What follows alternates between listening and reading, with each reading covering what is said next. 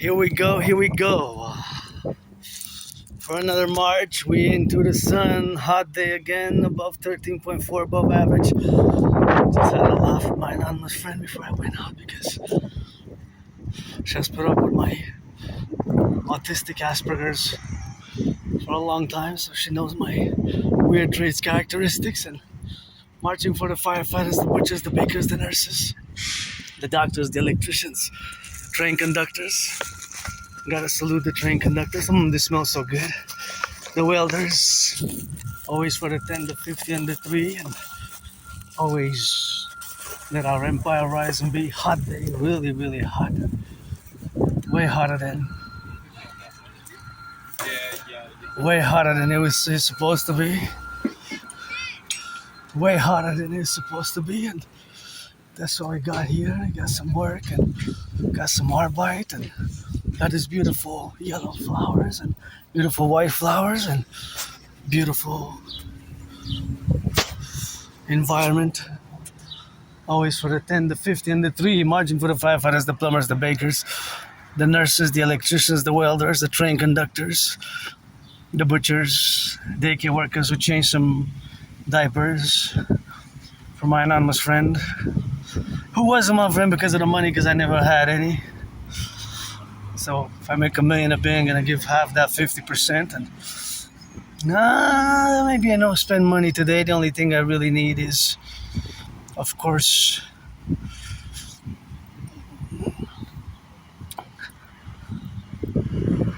batteries. We're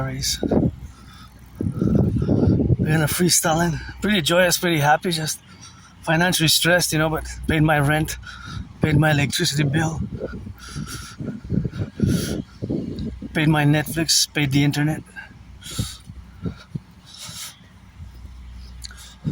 Got food, got coffee for a few weeks. A lot of things to be grateful for, on the daily basis. And woke up early, do my hours and hours and hours of geopolitical analysis, geopolitical theorizing, geopolitical reevaluation, reconfiguration, reanalysis. That's my special interest, aka obsessive interest. And I'm not just an independent androgynous pansexual Aspie artist, but pansexual one, and also an independent geopolitical theoretical analyst, theorist, philosopher, and strategist. I develop strategies for the North American Collective, and I really like how these trees are moving with the breeze. And you know how it is with me, there's constant mathematics. See some work being done, good for you, have a job, and super important. I know you're paid by the hour, but that's what it is with that. And then we have to rock and roll, and that's how we drill it, I applied to many jobs. I didn't get a response. I was checking my emails today, and there was no response as of yet, but I'm hopeful maybe for the summer, because I've been applying every week, sometimes almost every day of the week, since the beginning of the year. But there's tough times in Canada. Myself, I don't have nostalgia. My best day still is today. Rock and rolling every day. What they hear, what they say, gotta repeat and press that play. So it's rock and roll, geopolitics, sports and fitness. I've been on a fitness journey since 2017, I do have a little bit of autistic clumsiness sometimes, not when I dance or when I march or when I do push-ups, but generally around the house. A little bit. So gotta salute this marches for the firefighters, the bakers, the butchers, the nurses, the doctors, the electricians, the plumbers, those bakers, cooks, bakers, and cooks, those delivering some food, coast to coast, ocean to ocean. Always for the 10, the 50, and the 3, and it is hot as yesterday. I'm gonna have to apply some sunscreen. Second day. Yesterday I applied sunscreen for the first time, I wasn't thinking that I should apply sunscreen, but I think I should do it now ASAP, because I didn't do it before I got out of the house. And I'm just gonna check in this fridge here. Oh, somebody gonna use that kale. I still have kale from last time, so I'm not gonna take it in order not to waste it, but that kale, somebody will appreciate it. And these are just so lovely. They smell so good. And sometimes there's donations here, and you can take some kill if you want, and that's how we're gonna drill it. And I'm just gonna go and I think the best place for me to just put the sunscreen would be here. So we're gonna rock it.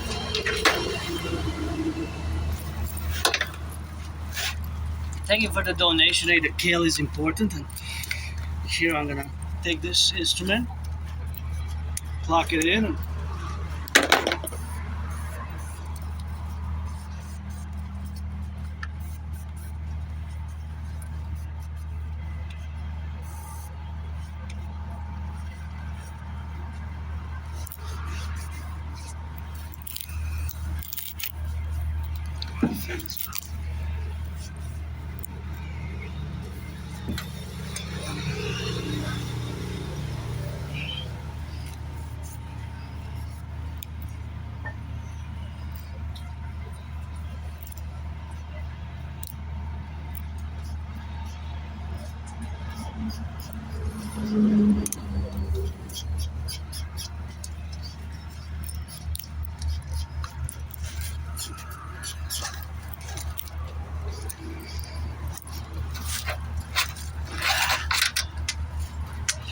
yep.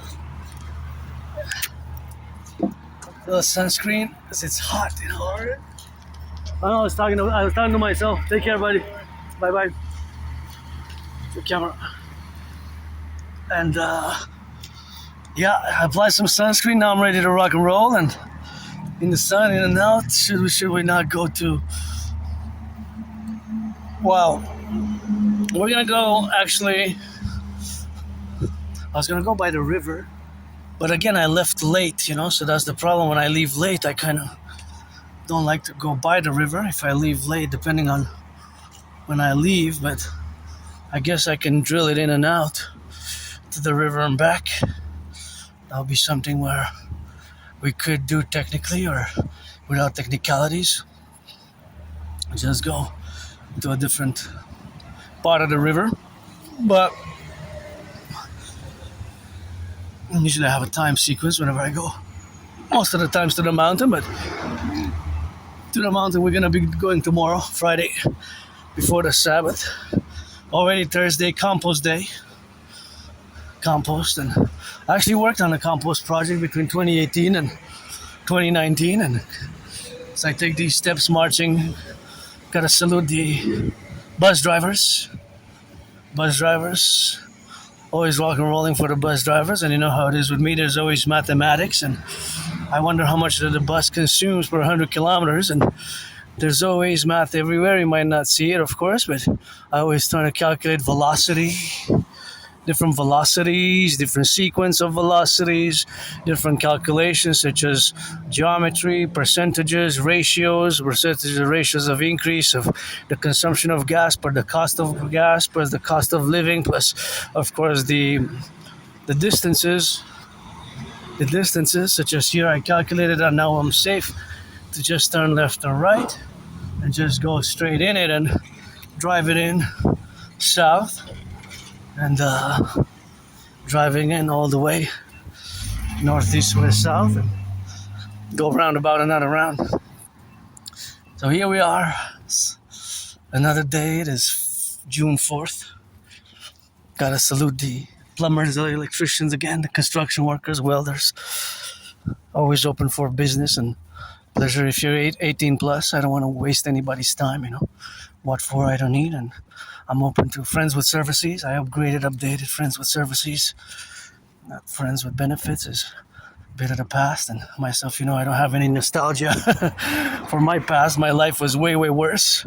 Was depressed, suicidal, living in a moldy place. I didn't even have a bathtub. I took a bath today, actually. I took a bath, and that was quite interesting and quite refreshing. And I used to live in that moldy basement. Still on the island of Montreal. July 1st is going to be 11 years. It was more like 9, but yeah, 2015. The records indicate 2015, and if I go back for the past 11 years, my life as an Aspie on the spectrum of autism hasn't been easy.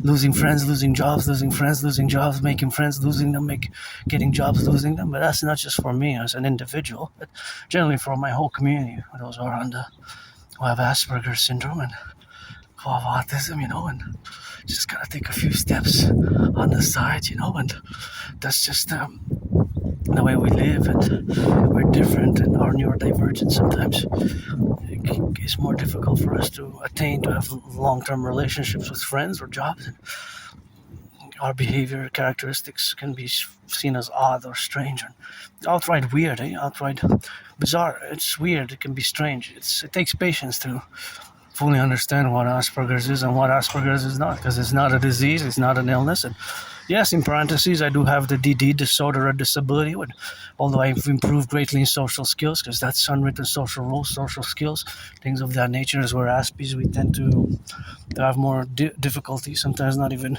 understanding social consequences of our behavior, because our brain is different. But we also have above average mathematical skills, intelligence. We can excel in our special interest, and that's where we exist, in your world, basically the neurotypical world. You are the 99%, and most of you that I discuss with have not even heard. 7 out of 10, like 75%, I would say, have. When I mention Asperger's, tell me that no, I never heard about Asperger's. I never heard about high-functioning autism, and I have to inform a little bit of a discussion about what it is and what it isn't. Brief summary. I recommend the book Appreciating Asperger's Syndrome, and also Teaching Asperger's Students Social Skills Through Acting. All the World is a Stage. It's a long title. It's more like a paragraph, but it is very helpful for understanding and to be able to build bridges, whether small, medium, large, or extra large, because I'm more equipped now with a full understanding of my past and present and future, because I always work independently. My work in geopolitics is pretty creme de la creme in all its characteristics and shapes. Are sometimes more academic, more intellectual academic relationship with geopolitics, and a scholarly one, and a pretty intense one that is not an obsessive interest, because I don't use the term obsessive, but it's of course a special interest. And we Aspies tend to excel in those special interests, right?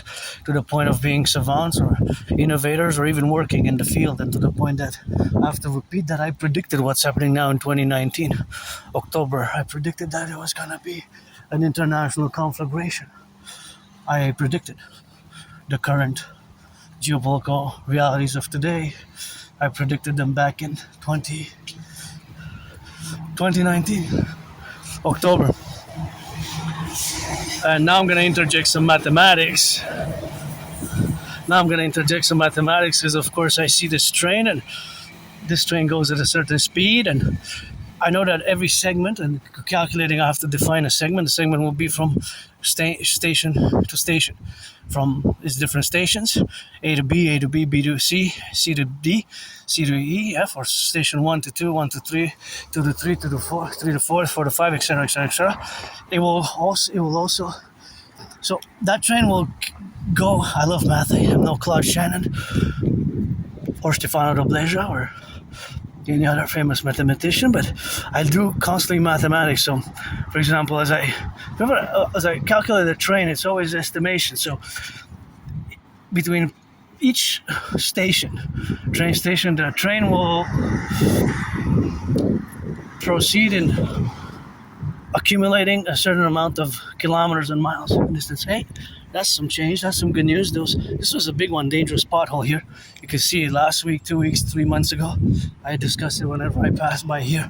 I'm glad that it's fixed, because it probably saved some people, and some people got that work. So it's always good with that, and always on that rock and roll side, on the left and the right and in the middle. But yeah, so of course that relationships, of course, of being in the of bringing the subject back to mathematics. Like I said, there's math everywhere, and my brain is constantly doing mathematics in the shape or other shape or forms. It's constantly engaged in doing mathematics, where distances, percentages, ratios, etc., etc., etc., that are calculated at intervals in time and space as I interact or as I go on my marches for years and years and years. This is part of my ritual routines, usually in the afternoon, but not always. Sometimes it's in the morning usually it's in the morning or earlier when there's different programs of geopolitics, where usually in the morning is dedicated to geopolitics, as well as the afternoon. I can spend hours and hours a day, and of course we have the North American Collective, and we have our characteristics, and we have our interests, and we have who we are as a collective civilization complex of North America. And the world situation, as I have predicted it that it will be, it's happening and has been happening in the past years, as was my prediction from 2019 October. So back to the train, the mathematics of the train. So between every train station, it accumulates a certain distance, right? So the data points are now being formatted in real time. And of course, yesterday's data exists. So the trains will accumulate a certain distance. At one point, they will stop because the train don't run all night, right? They stop around. I think last train is. You got to double check because I commute with public transit, but mostly buses, but train very much, not so much with the trains, right? So as I commute mostly on my toes and only on my work boots, is also complementary to the complementary to what we have now. But of course, that relationship, of course, which we have with these calculations or estimations, rather, because we will not be able to be very much precise, right? A precision, we will lack a certain precision. So precision-wise, we'll not be able to express it with precision, the dynamics, of course, of this mathematical reality. So, but we would know that there's a certain amount of distance being accumulated between point A and B. So there's always a number that is added, right? It's always an addition in this case, the distance that it traverses the train. There will not be a minus. So here we know these mathematical parameters that it will be plus. For example, all of these cars will accumulate the distance in the plus, right? And their consumption rates will indicate how much they consume per 100 kilometers or miles. So it will always be plus. It will always be plus, right? So that will always be plus, and of course it will accumulate. It will accumulate, of course, in the realities of the accumulation what we have now. But that accumulation will always be on the plus side because there's no division, right? Just for example, I'll give you an example which is parallel to the train. Actually, we're going to move that way because last time we took the parallel. I want to change a bit because yesterday we were there. So I said I'm going to make a little bit of a change. And it's best, of course, if we... Because I have my routine, but this is part of my routine, just a little bit of a different scenarios or different routes, getting to the same doing the march and doing the vlog, the work, which I'm doing now.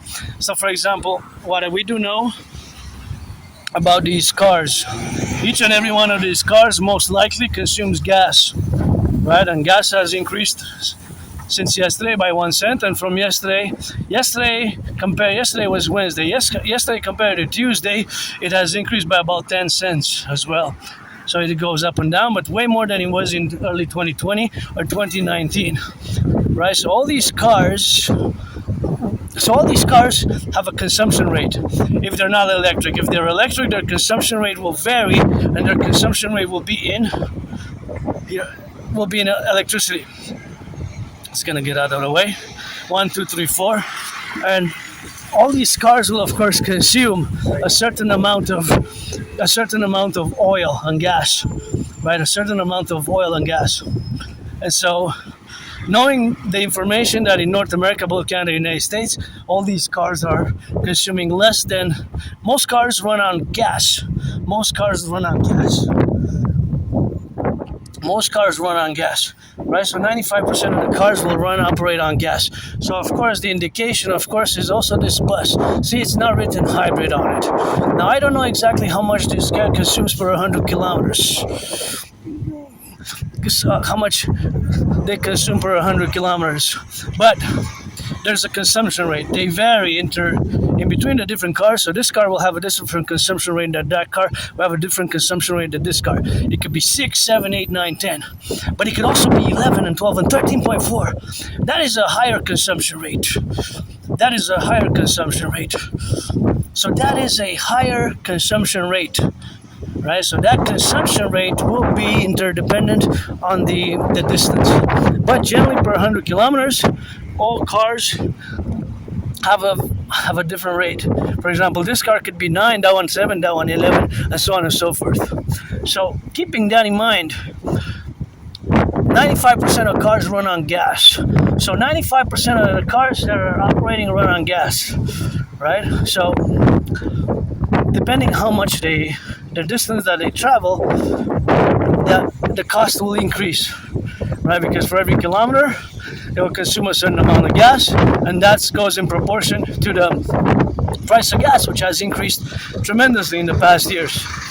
And so, for example, there's always a plus with the cars, and that plus is that it's always the distance is always adding on the meter, because when they travel, whether a meter, a few yards, a kilometer, it's always added. So let's say this car has 100,000, 25,044 kilometers. When it reaches its destination, it might add 44 kilometers, almost 45, right? So all these cars now, there's a plus mathematical relationship in the positive plus. They're not integers. They could be at different points. They could be integers, but they usually have a decimal point in the time correlation. So for example, let's say that car, in the next 5 minutes, that car will travel maybe 1.56 kilometers, maybe 1.44, right? Maybe 0.93. This car will have another, depending. It might turn right or left. Of course, from a macro perspective, we would be able, for example, to have a satellite constellations, such as I developed myself in 2030. I live in the year darkness. In 2030, I built supercomputers, microchips, satellites, undersea cables, and telecommunications, 3G, 5G, 4G communication networks. So there's part of those satellites that are dedicated to traffic, to aircraft, to cars, automobiles, and to trains. So they're all classified by A, B, C, D in an alphabetical and numerical order by the cars. And from space, the satellites always compute their distance that the cars are traveling. Always compute the distance that the cars are traveling. Right, and those satellites operate on parameters, mathematical, scientific parameters. But in this life, I'm no scientist. My special interest is geopolitics. In that parallel life, I also have Asperger's. There, it's science and supercomputers and all things mathematics. But nonetheless, now there's always distances being added for all cars that are in motion. For all cars, watch the car. I have to turn my head left and right here because there's an entrance. See how I know that here, because they can come from the right side or from the left side, because some people come to eat here. I know that there I have to be careful, so I have to turn my head left and right, because some people come to eat here. It's a popular place to come and enjoy your dinner. It doesn't seem that there's a lot of people today. Maybe they're waiting, but nonetheless, it could be that people come here, but it doesn't seem that there's a lot. When the Habs were playing, or the Canadians were playing, there's, of course, sometimes people do come there. And so there's always math everywhere, but sometimes we don't see it until I mention it. So, for example, there's two important levels, mainly mathematical levels. There's actually many. There's also the oil consumption and the erosion of the wheels and what have you. But these cars, they're adding, all the cars that are in motion, they're adding plus meters, plus yards, plus kilometers to their mileage, to their total mileage. It could be hourly, daily, weekly, monthly. And those numbers, of course, can be classified at different intervals. So I love mathematics. Again, I'm no Claude Shannon or Stefano de Blazer, but in mathematics, there's always math in my brain when I look at the cars and try to estimate how much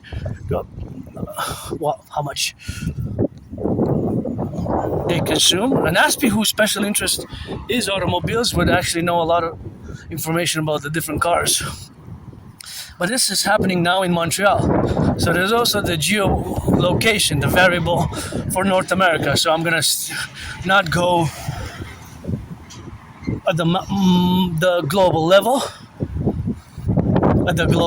but I will say, when I say usually local, it's usually Canada, United States, as if we would be one united Imperial Republic, as according to my principles, and which are strategies for a mass public-private partnership fundamentally, which I'm going to get into, but I just mentioned them briefly because I want to continue discussing math, and I know that I just have to impose on myself a certain limit of discussing mathematics, because I can go on and on and on and not realize that it's not a subject that some people might not enjoy that much. Hey, it has got to be clean. Hey. That's why we need the DGA, see? We need the Dancing Goddess Army, because parallel to math and geopolitics and rock and roll, I love fitness and sports, and dancing is my favorite sport, eh? Dancing is my favorite sport. Oh, we have a lot of cleaning to do here in the United States and the world, for that matter.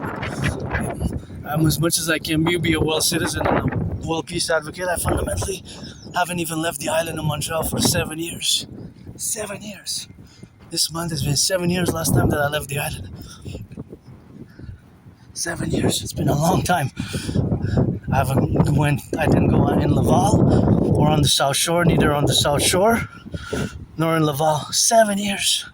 Wow. So I'm not going to say I'm stuck on the island, because this is my home and it's a big island metropolis, eh?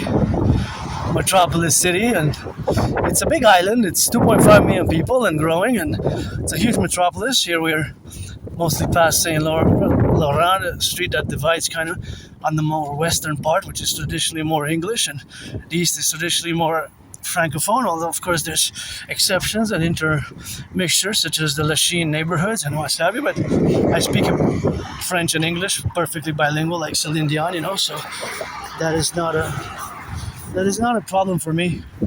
That is really not a problem for me. The French language is not something that I speak French perfectly, and I love French, and that's just the dynamics of where we are today, and the relationship, of course, where we have to live, and we have to concord with the great compromise of the French language, the great linguistic compromise of the French language, which we did years and years and years ago. So it's an ongoing process. It's an ongoing process, and the process is, of course, always in concordia to the manifestation, of course, of the mathematics. So, for example, you see this bus. That bus, of course, is gonna traverse a few kilometers or miles, right? So it will always go a certain kilometers, and it will always go a certain mileage.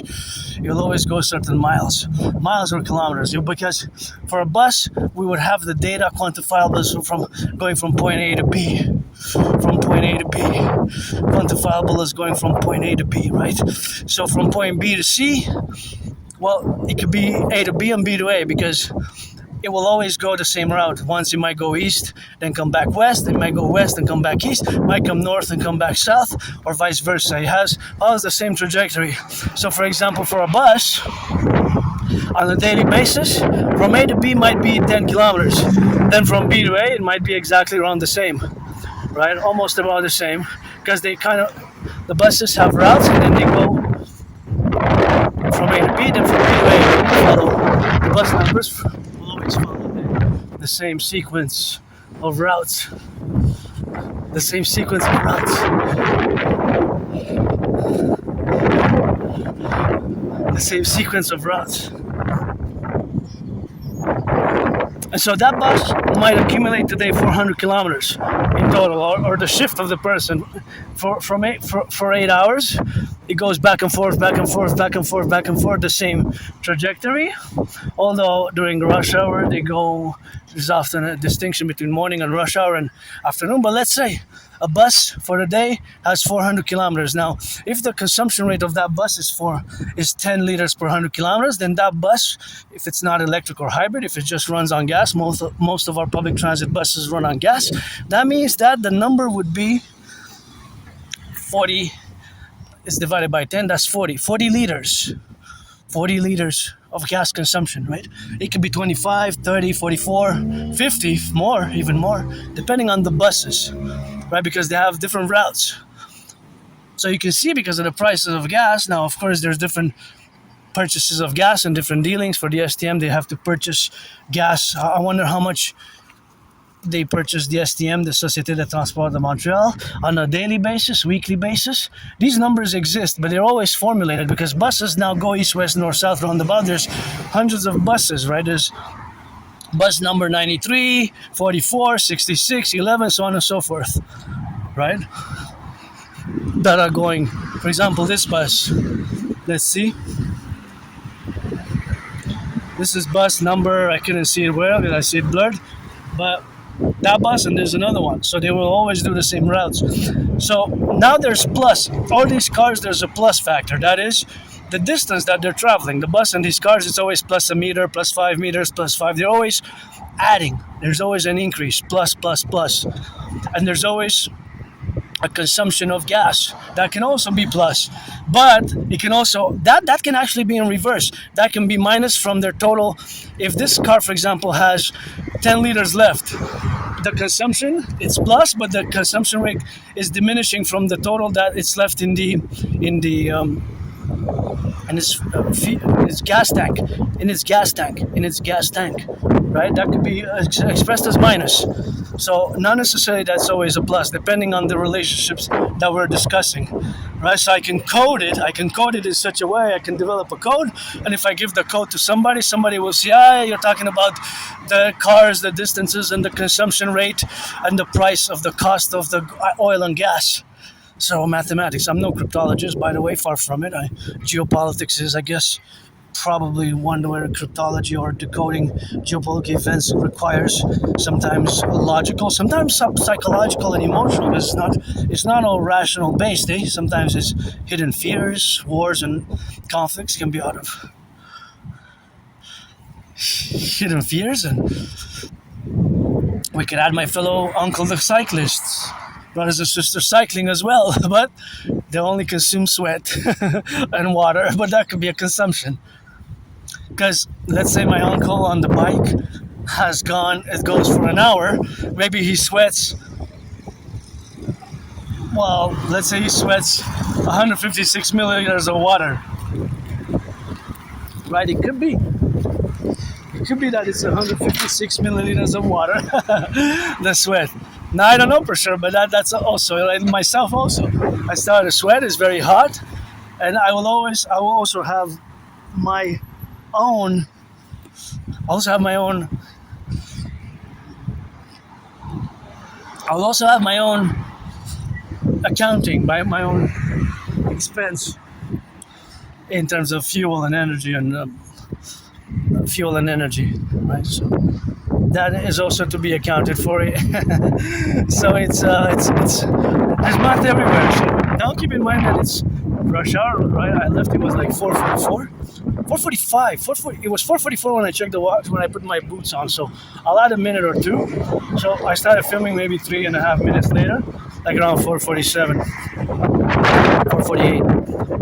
Because when I checked the time, I didn't on my boots. I have to account for. And then I had to take out the compost, which is in my head. Anyways, but yeah. So, for example, take this segment here. This is a main highway for people to go in and out of the city. Right, Montreal is a big island, and some are going west, some are going east, some are going north and south. I'm going south now. These cars are going south. This car is turning north, and there's always some honking here because sometimes there's misunderstandings. But you see how this segment is full of cars, and all these cars have a consumption rate, and they're all adding to their mileage. See, it's already plus 10 meters, 20 yards or meters, and also they're consuming gas per every, when their engine is running, per every distance. It can be calculated in 0.0044 per meter and per yard. Usually consumption rates are usually given per 100 kilometers or miles. It could be 9 liters, 8 liters, for example. This car is electric, so electric cars consume differently. And gotta take a moment to salute the train conductors. For example, another mathematic. This has to do with the weight. So this train will have a specific weight to it, right? It will also have a length from its top to the side. It will have its length. Now, this would be important, for example, if we are for more military strategies and military capabilities in such a way as we will have to know the length of it could be 156 meters, it could be 200, 300 meters, etc., 444 yards, etc., and the weight. Or, for example, gotta salute the truckers, love that red truck. For example, these trucks, they're going, that red one and all the trucks, they're going west. The other ones are going east. That way is the east. They're coming towards me, towards the camera. The red one's going west. W-E-S-T. And they might be carrying bacon, cheese, and eggs. So I'm going to interject a mathematical question. 5 trucks contain 150. 5 trucks contain 150. 5 trucks contain 150 tons total goods. In each truck, there's a different good. One truck A, B, C, D, E, or let's say 1, 2, 3, 4, 5. Truck 1 has coffee, the other one has rice, the other one has potatoes, the other one has lettuce, the other one has cherries. Thank you for the cherries, by the way. So I donated some cherries. So if I say that the total is 150 tons, T, a ton is 1,000. A ton is 1,000.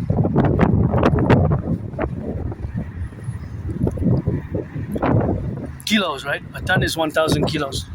So if I say that, of course, it's 150 total for 5, and I say that truck number 1 has 25%, truck number 2 has 15%, truck number 3 has 20%, truck number 4 has 30%. What is the 5th one having percentage, and what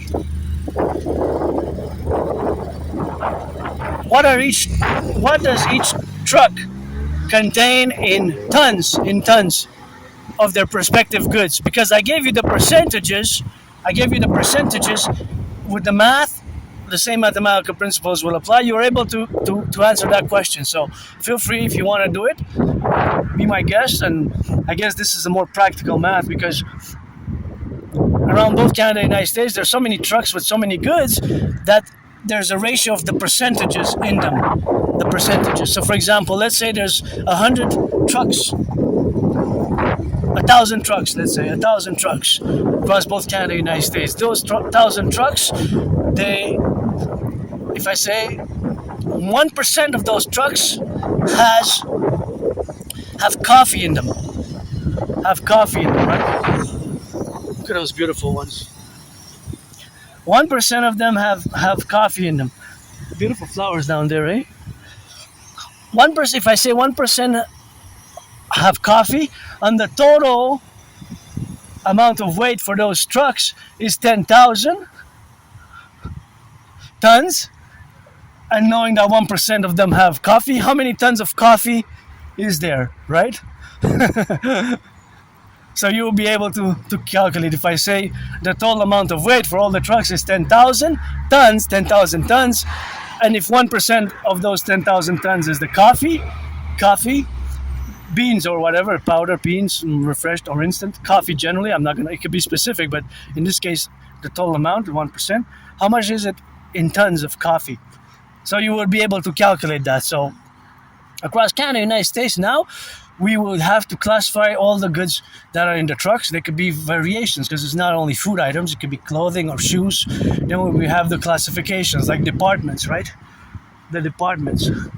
So the different departments, which would of course compute the numbers of the trucks that exist now going east, west, north, south, or also we will have to take into account the minus and the plus.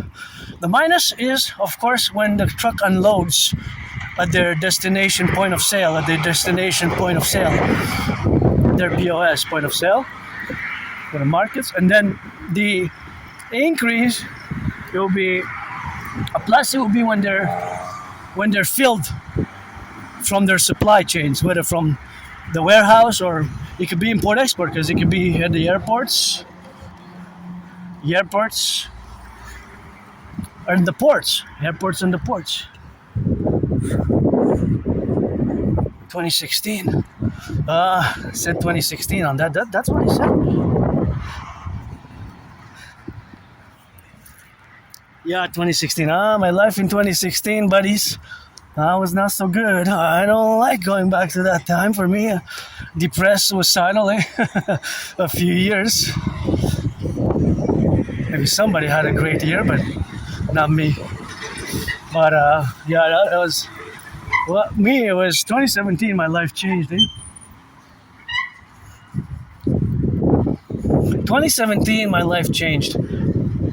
Summer 2017, when I crossed Canada coast to coast. So, of course, I crossed Canada coast to coast with my anonymous friend in August.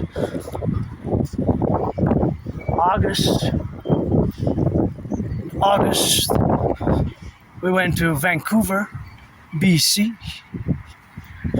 by bus. It took 3.5 days by bus, and then in October, before October we were already back in September. October 2017, I was out of my depression because crossing Canada coast to coast, and I have the tickets, by the way, So August 2017 and September 2017, basically summer 2017, and in September, we went by train, 25 hours and 44 minutes to Halifax. I have the tickets. I'm auctioning them for $1 million, and that's when I got out of my depression. I remember reaching Banff and going to Halifax, Nova Scotia, and British Columbia. I saw both oceans, Pacific, Atlantic, and the Pacific. The Pacific is to the west in Vancouver. The Atlantic is to the east. So that really changed my whole life. That event was life-changing for me. It completely changed my whole life. There's my hawk, H-A-W-K. The hawk is an omen. He's going, he, she, they is going west. So, love you, hawk. I guess towards the sun, maybe on the other side, parallel it and go by the river and trajectory it. Follow the hawk, H-A-W-K. See how they fly? We got hawks here. They just playing up and playing with their wings, and they keep rolling. They don't have to flap their wings much. Beautiful. That's my totem bird, and we got a lot of them on the mountain over there, and I guess we're gonna rock and roll it to that. So grateful, thankful, rent's paid, electricity bill's paid, got food and coffee, got some wafers, I bought 2. They used to be $1, it went to $1.50, 3 times the increase. It's still good for the price and the taste. They're 175 grams, so that's always good, and that's always a joy for me, but I didn't eat both. 175 grams each pack for $1.50. Used to be $1. Watch it when you hear the sirens or the police, or the firefighters or the ambulance. Just turn 180 degrees to the left, 180 degrees to the right. You do what I call the full circle Imperial security protocol. Super important to do the full circle Imperial protocol and just be aware, for our fellow citizens. that's basically how we're gonna have to drive it and drive it in. And I'm gonna take the bridge. It's been a while I haven't taken the bridge, and gotta salute the bridge builders. There's so much brains and muscle and steel, and just gonna interject some more mathematics. If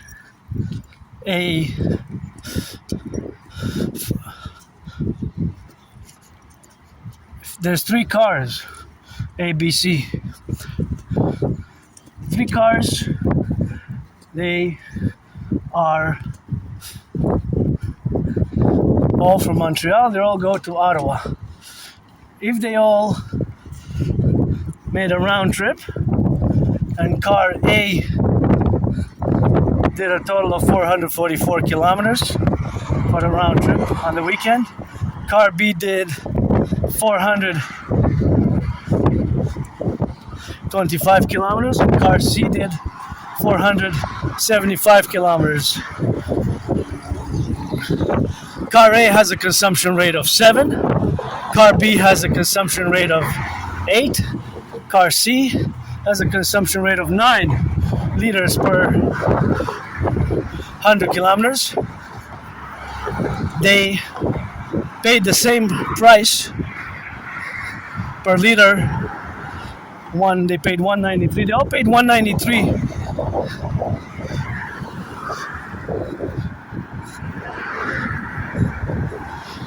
$1.93 per liter. Which of the cars paid the most for its trip? Which of the cars paid most in dollars for the trip?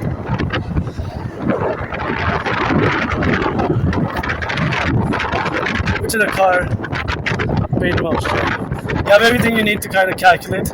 It might be close. It might be very close. So, as I just said, that there's math everywhere.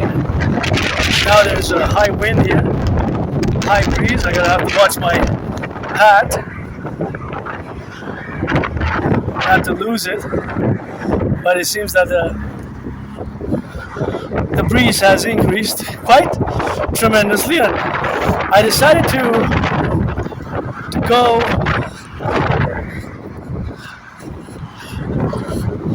kind of a different route. Well, it's not really different. I still pretty much we go. That's the mountain where we were yesterday. Top of the mountain there, you can see the Mount Royal where we were yesterday, and we'll go tomorrow. And that's Hawk Island, Montreal, the island of the Hawk, the downtown core area right there. That's downtown. My favorite skyscraper, the Pyramid, and that's the mountain seen it far off. You can see it from far away. And usually we go to the mountain, or by the river, or roundabout close to my own neighborhood, or sometimes we even go in my own neighborhood, but nothing that I will to go back to it, because when I go back more in time, my life was way, way worse. It took me years and years and years to get out of depression. I was 2.5, almost 3 years depressed, severely depressed and suicidal. End of 2014 till summer 2017. By October 2017, I was fully out of my depression. I already started my fitness journey. I lost between 80 and 93 pounds. My anonymous friend made a belly joke, said, hey, and I laughed and said, no, that's nothing that I want to have back. The belly, I don't want to have the belly back. I got to weigh myself constantly, and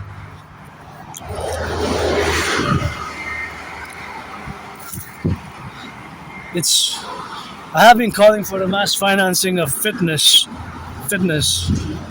Although I'm loving and embracing all body types, I don't discriminate, because I was pretty much overweight myself. I lost between 80 and 93 pounds total. Yeah. And so here I am today, joyous, just 4th of June, financially stressed, but joyous. It took me years and years and years to finally accept my Asperger's, because for more than 7 years, I've been semi-officially diagnosed since around spring 2015 till about, it took me more than 7 years. Only about around October 2022, October, November 2022. So a little bit more than 3 years ago, 3.5 years ago, I've accepted it because I didn't want to accept it. I didn't want to wear the stigma, but it makes sense. And I got to thank my anonymous friend I just got over the weekend, and I was reading it in my bath a bit. The book called Asperger's Inside Out. It's very helpful, very, very helpful. Also appreciating Asperger's syndrome. And the third one that I recommend is called Teaching Asperger's Students Social Skills Through Acting All Their World as a Stage. That's where we lack most, social skills. But I've improved greatly. I cultivate politeness, goodness, and kindness. I do cultivate politeness and goodness and kindness. And smash burger. I wonder how much it costs. Actually, every other day I could eat burgers. That looks good. Smash burgers. It's called a smash burger. I want to try it. I guess advertising had an effect on me.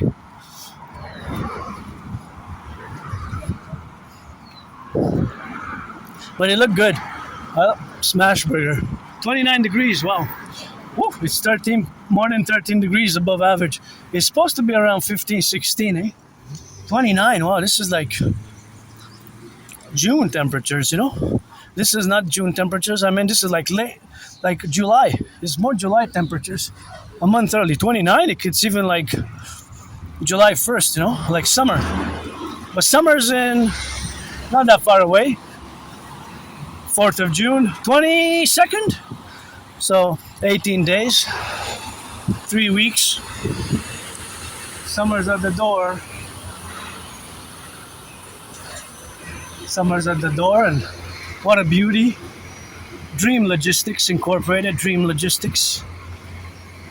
Never heard about it, but I have my dream, the dancing goddess in the Dragon Kingdom, and it will require all ALL, the truckers, the butchers, the bakers, nurses, doctors, electricians, plumbers, train conductors, construction workers, daycare workers changing diapers, bankers, IT workers, plumbers.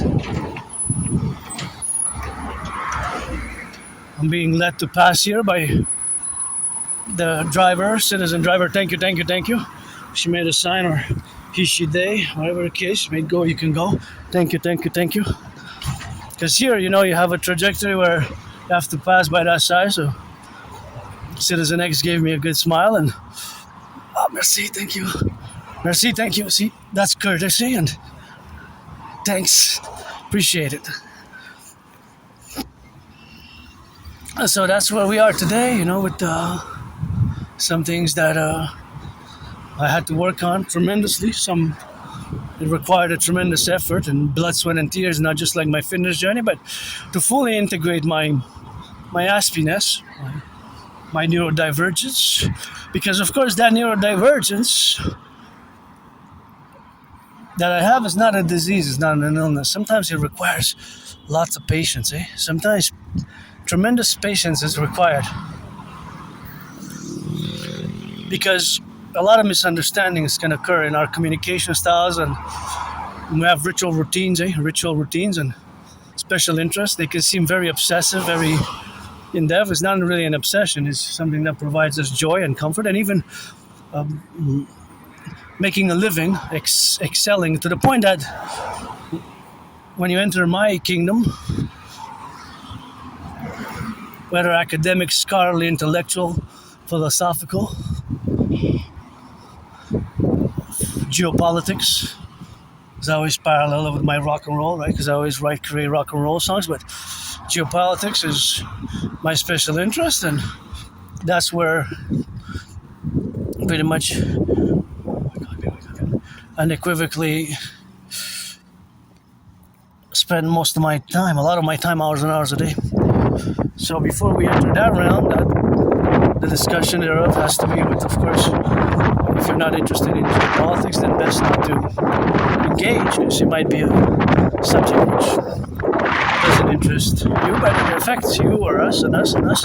Certainly now more than it used to, and in the past years more than it used to. For example, I don't know, but for example, all these cars that are running on gas, which are 95% of cars in Canada, United States, including the public transit, and you're paying way more in gas due to a geopolitical event, a conflict, a crisis, which is a top major geopolitical event, right? A conflict, a crisis. That's a geopolitical event, which is the Iran war. Israel, United States, preemptive strike, Operation Roaring Lion, Rising Lion was last year, 2025. This year it was Roaring Lion in parallel with Epic Fury. Epic Fury, the two joint operations, United States, Israel. Look at those beautiful yellows. Which have made that Iran block the Strait of Hormuz. So geopolitical events, due to the world which we built over the past decades and decades and decades, affect us. Even from the gas prices to the fertilizer prices, fertilizer costs. North America is a collective geopolitical entity region by itself. Then the other geopolitical regions, which we can divide according to civilizational spheres, according to 20th century geopolitics, and what I call post 9/11 geopolitical regions, right, which always includes different political spheres and entities, while taking into account transnational, multinational corporations, transnational, multinational corporations, because World Trade and the other organizations were made, of course, in concordance to business, commercial, financial interests, which represent the corporations, multinationals, and the imposition, of course, of now with the trade war. The trade war, as it's been called, but we have to reflect what are tariffs really, what is a trade war. It could be expressed differently than a trade war, because fundamentally a nation state like the United States or China or India or Israel or whatever country, if they're not already in a cluster of countries that have kind of free trade and free border crossings, free, like the Schengen space who evolved in the European Union, right? But generally they can be, of course,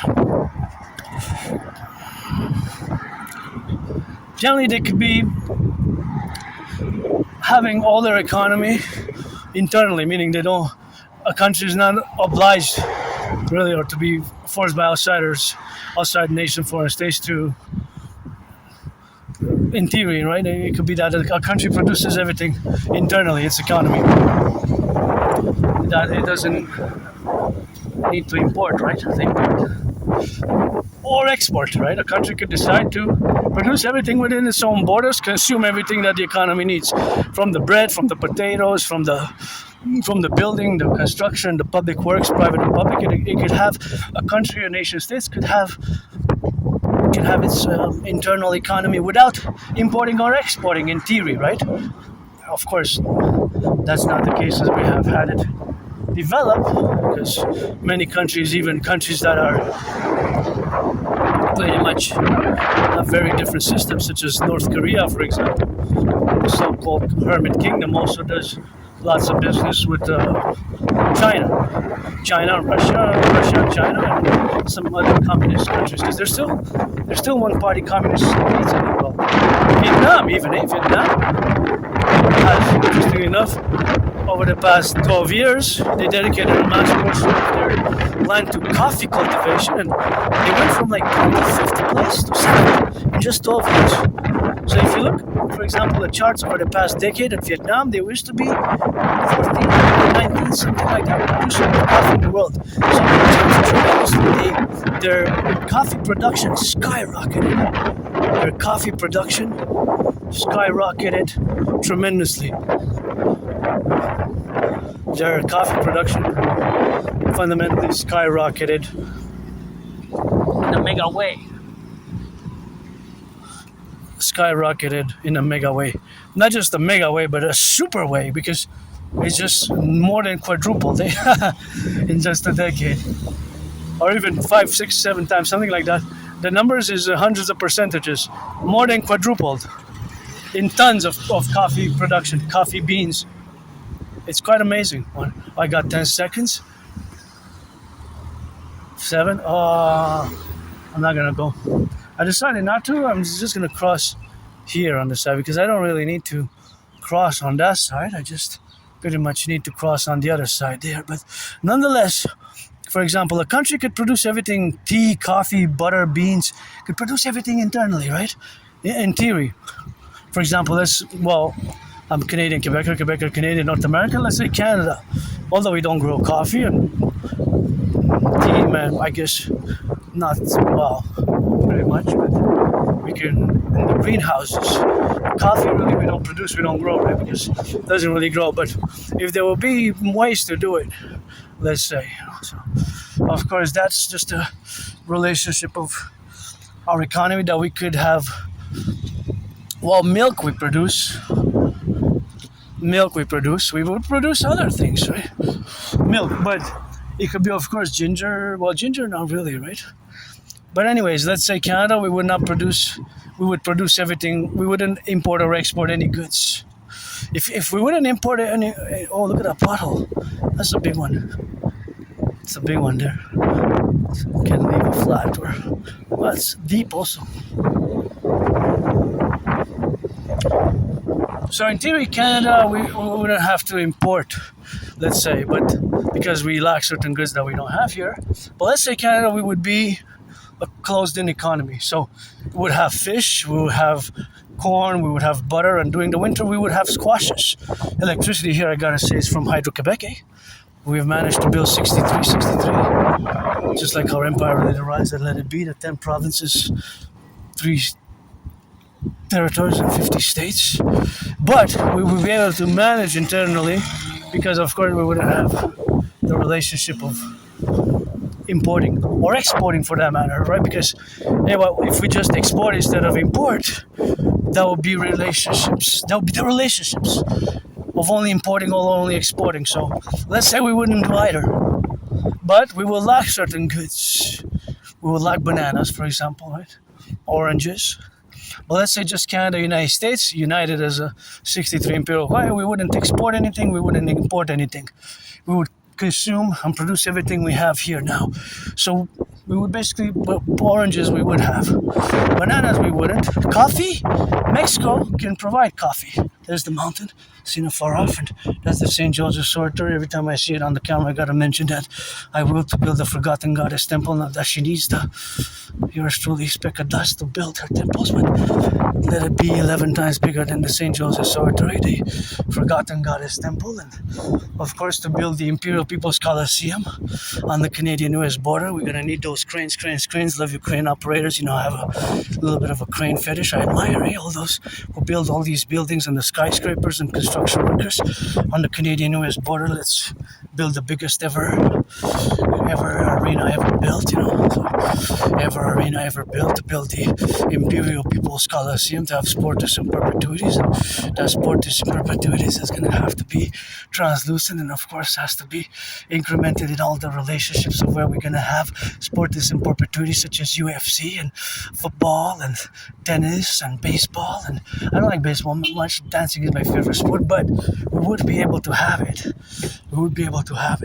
So that, of course, having it in the relationships of building that building, of course, is something which we have to correlate ourselves, and that's just basically one of my dreams. Hey, please no food waste. No food waste. Merci, thank you. Merci, thank you. Thanks. Film here. I'm just gonna go shopping.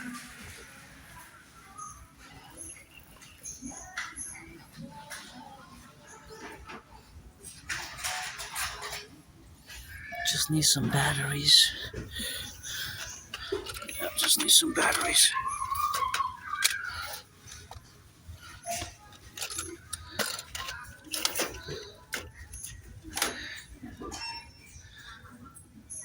this is what I need.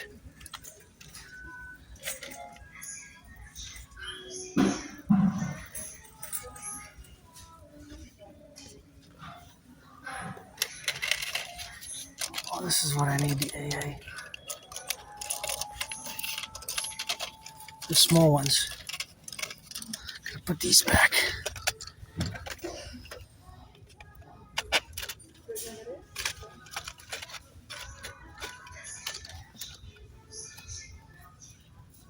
Yeah, these are the ones that I need, the small ones, A4.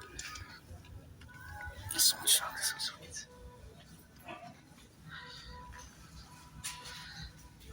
99 cents, that's good.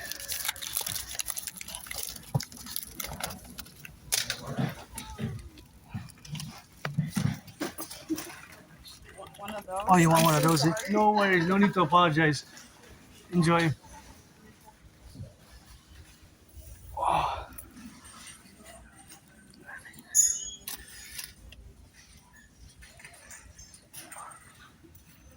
You need a hand for me to hold it for you? Yep. Oh.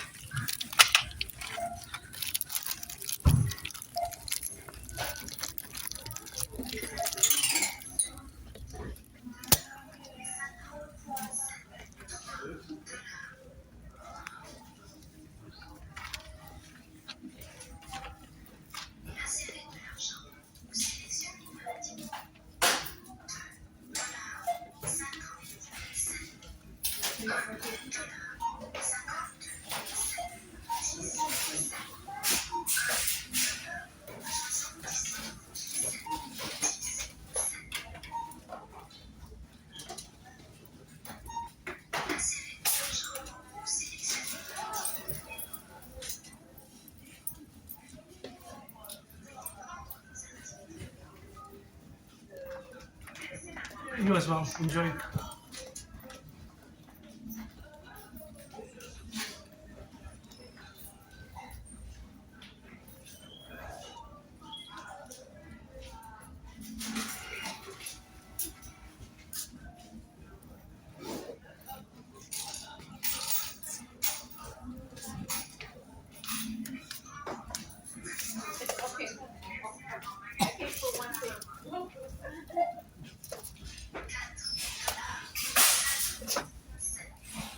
Je crois que vous avez tombé 10 cents, 10 cents. Ah ben, je vous le donne. Ben, je sais pas, c'est pas à moi. J'ai pas sorti mon portefeuille, c'est pour ça. Je vais passer après dessus. Je sais pas c'est à qui. C'est yours? No, it's not mine. That's why, because I didn't use my wallet. Somebody else's. Enjoy. I was there. I was waiting. How much?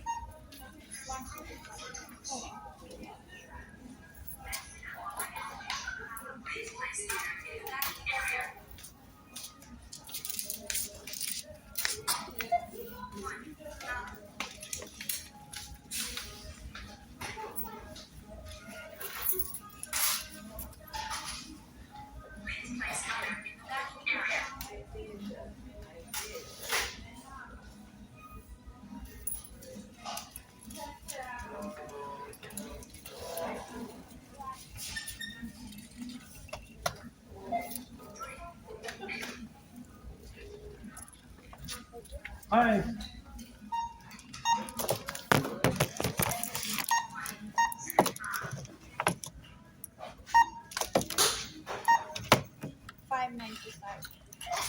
$5.95. $5.95.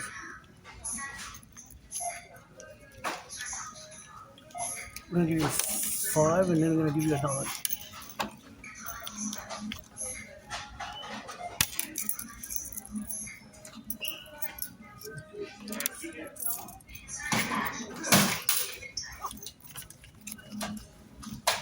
Thank you. Can I have the receipt? Yeah. Excellent.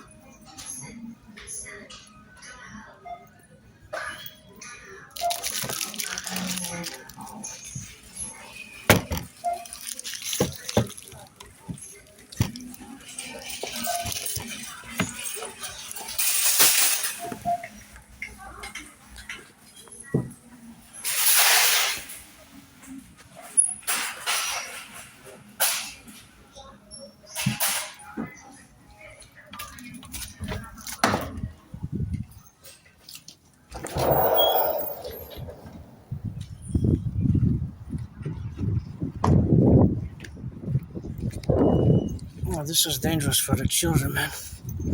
You push it into the side. Because if they come, and they're for the cars also. Somebody owed me a flat. That's why we need the Draconis. See the Draconis? Watch it here.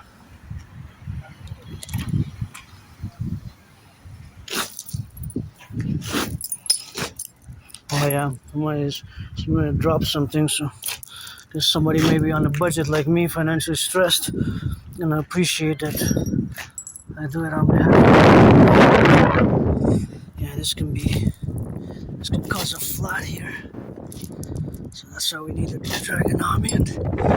And here people with children come here, eh? So if you did it, if you do this, if you drop something, then wait, just go ask for a mop, explain the situation, and it's spreading all over. So I did it a little bit because I have steel toe working boots, so I can afford to do it. Just have to be careful that I don't get squashed by the car. But yeah, pretty much. There we go.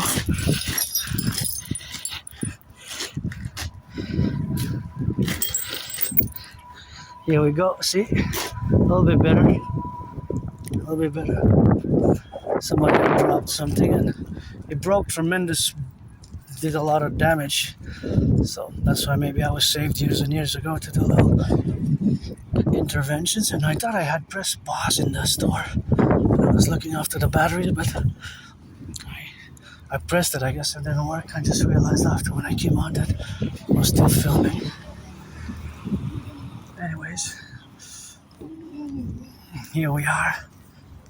Rock&Roll, and of course interjected where we got to interject, but happy. I spent what I needed to spend because I needed the goods that I had acquired. However, I'm gonna have to make a little change, of course, and place them in the other pockets because otherwise they will be all, what will happen? It will melt. It will totally melt. It will melt. So we don't want the melting. So just gonna get it on the left and on the right and in the middle. Drop it right there. I guess here behind. Or we're gonna do it here. Here.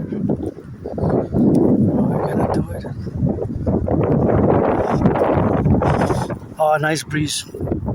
Right here, best. Where the breeze is. And found actually a corner.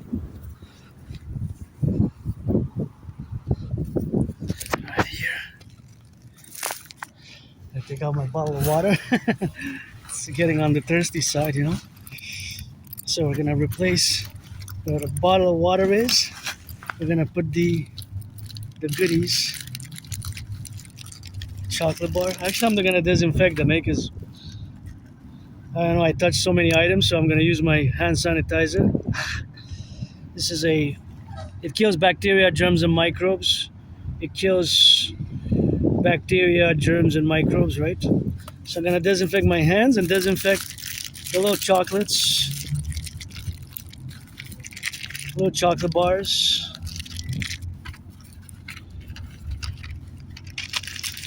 Little chocolate bars. And that's where we are.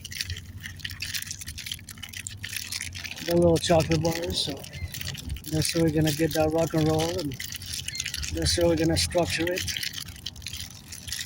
And that's the relationship here where we are in the contingency. There we go. All those are disinfected, and this is disinfected, so it's gonna go in the back, and I'm gonna put it here, and I'm gonna put it here, and it's gonna be that joy. Not bad, eh? For less than $6, less than $6. Chocolate was $1 for 100 grams. These were 50 cents each before. Now they're 63. But if you buy two, you get it for 125. So they did increase in price, but it's still not so bad. It's still not so bad. So, actually, I'm gonna put the batteries there where the water was, and these other goodies, I'm gonna put them here. So I think it's best if I do put them in the middle, just to strategize.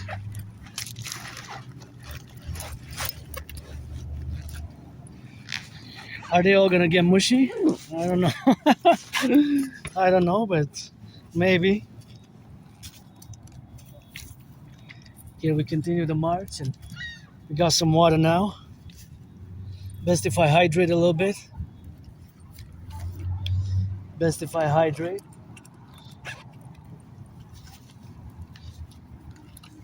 It's a hot day.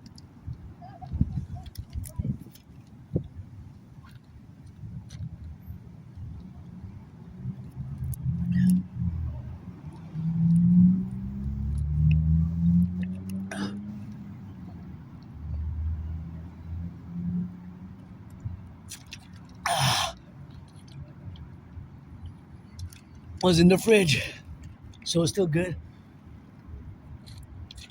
I'm gonna drink it while it's cold.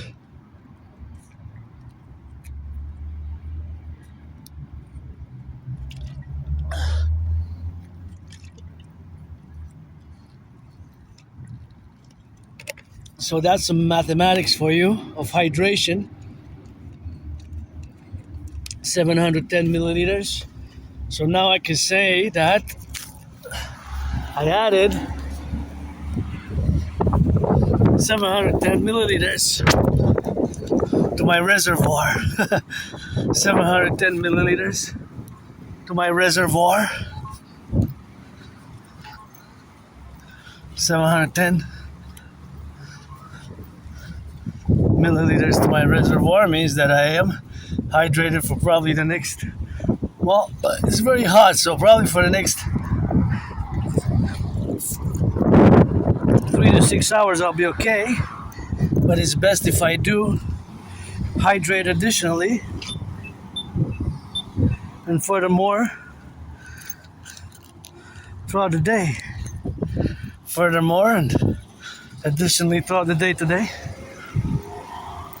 That'll be actually good, eh? More hydration throughout the day, and that'll be incrementing and increasing it.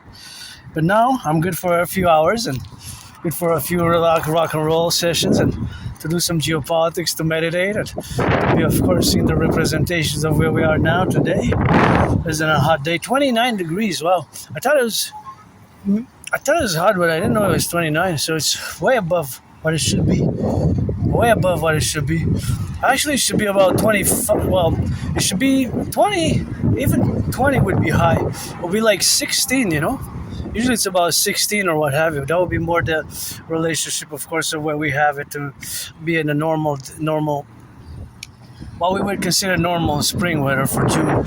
But of course, all that relationship is just because of the climate change, and of course, it could be other factors at play, you know. But generally, of course, it's way, way, way above average what it's supposed to be. So, of course, above average is by 13.4 degrees. So now the mathematics, of course, would be to calculate my distance and how many steps and how many miles I take and how many miles I do and how much time I spend in the sun. So all these factors, considering that from this point in time I hydrated, of course, for 710 milliliters. So 710 milliliters will give me, of course, so 710 milliliters will enable me, of course, to have more conversations, of course, in the sphere of being more at ease, my commute, my march will be facilitated in many ways. But the facilitation is because of the hydration, right? Because if I would have not hydrated, it would have not been the same. I would have had extra pressure. This bus is hybrid. I wonder what is the ratio, see? With a number 44 and then line 025 on it. I wonder what is the ratio. When it's a hybrid, that means that it's a fused engine. So basically part of the commute will be gas, the other one will be electric. So it will be interesting to know the ratios. So the different ratios, right?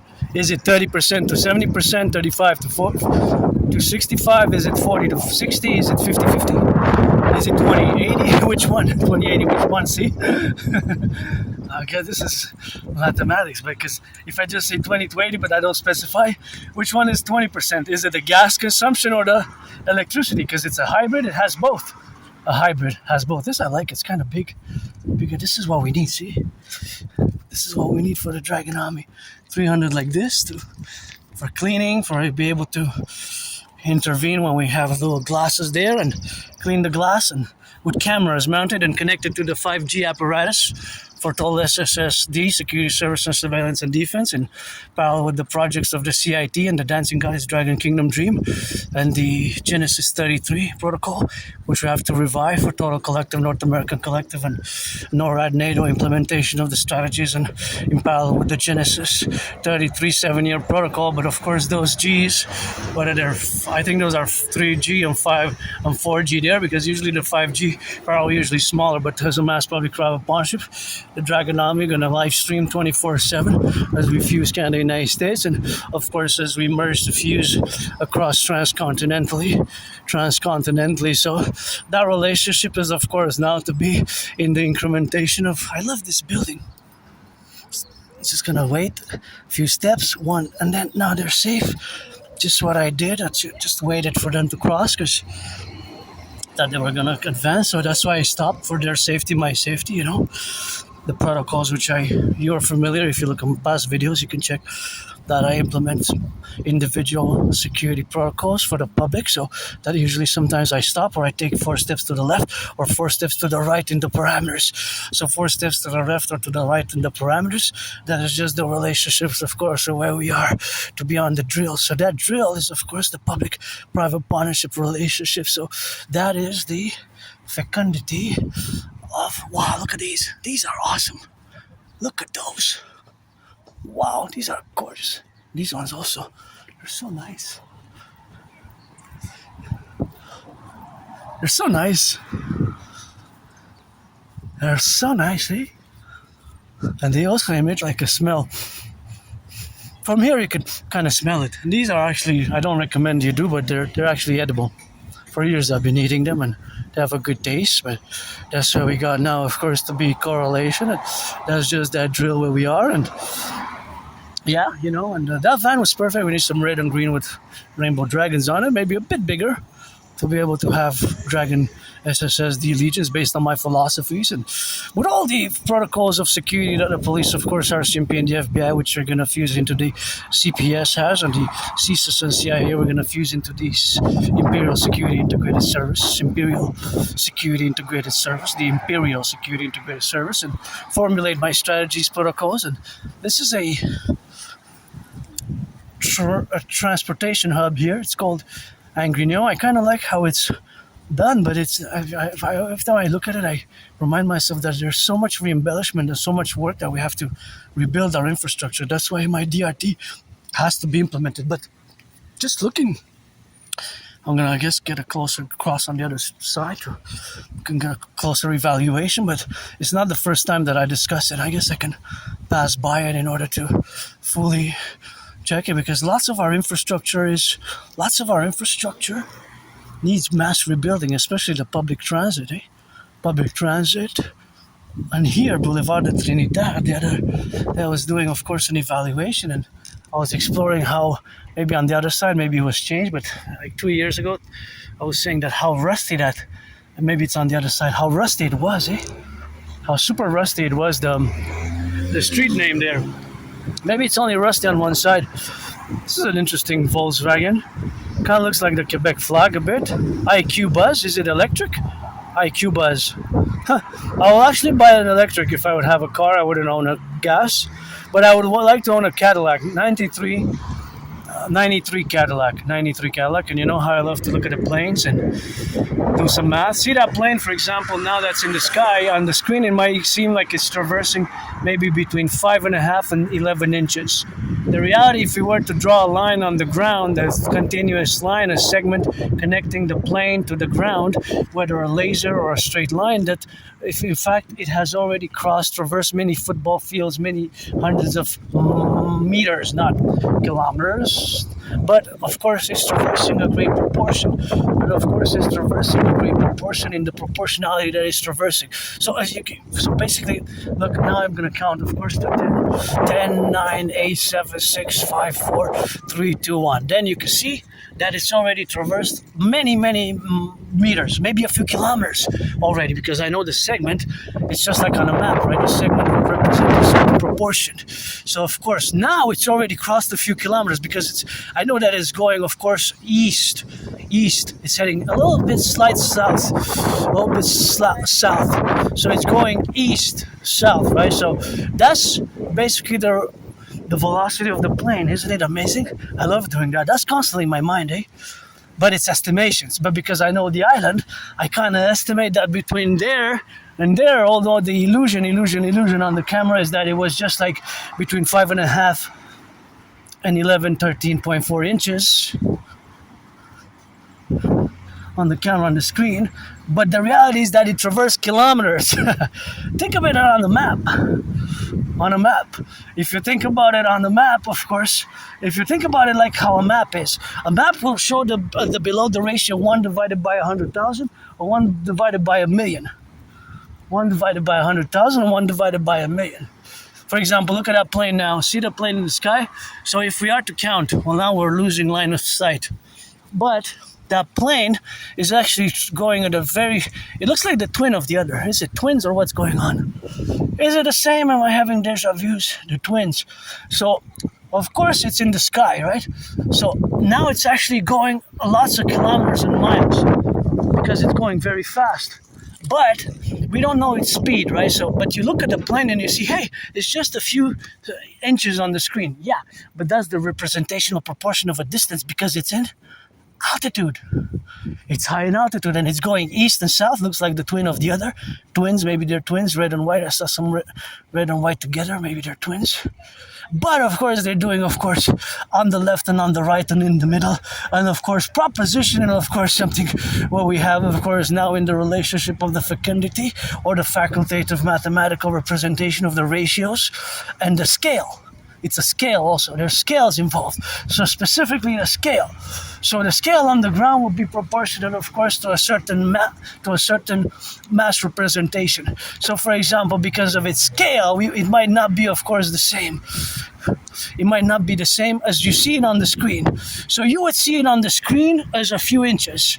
But those inches on the screen would be, of course, represented in a different portion, right? Because the mathematics is equivalent to the ratio.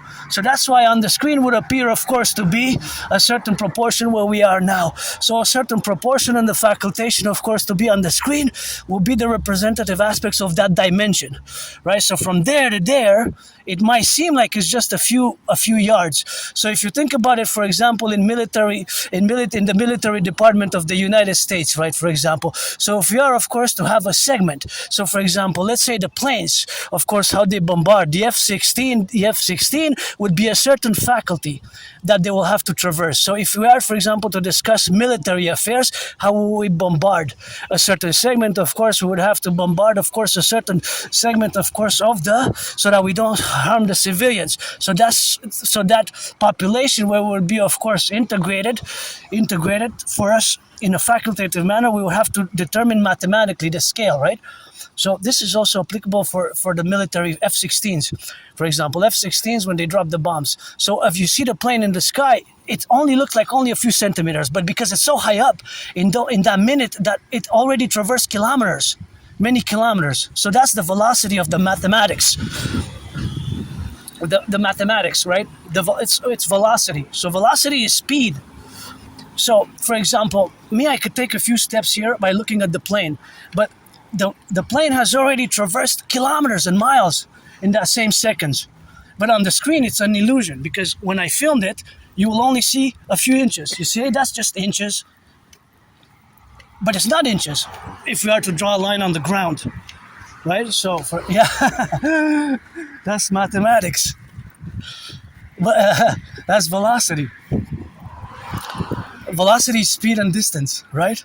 So it's an illusion on the screen. You see, oh, but no, it's just a little bit. No, the actual distance is kilometers away because I know the island of Montreal, right? So, yeah, but you have to know a little bit about physics and math to kind of understand the velocity and the distance, what I'm saying. Or you can look on the map, right? For example, that plane, see the third one there. So you see the plane there is traversing. Now the plane is traversing, right? So let's spot it at a point there in the sky, right? I guess they're triplets. So it's going the same direction, southeast, east-south. And the jet fuel price is increasing, but that's not a variable because that's already in the sky. So now if we are to count to 10 with a line drawn,